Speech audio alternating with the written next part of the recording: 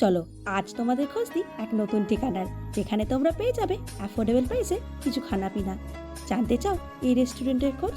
আরে দাঁড়াও দাঁড়াও, বলছি। চুঁচুড়া জেলখানা মাঠের ঠিক পাশেই পেয়ে যাবে এই ভরপেট নামক রেস্টুরেন্টকে। খাবারের টেস্ট নিয়ে তো কোনো কথাই হবে না, এক কথায় দুর্দান্ত যাকে বলে। আমরা নিয়েছিলাম এক প্লেট ফিশ ফিঙ্গার, দাম নিয়েছিল মাত্র 190 রুপিস।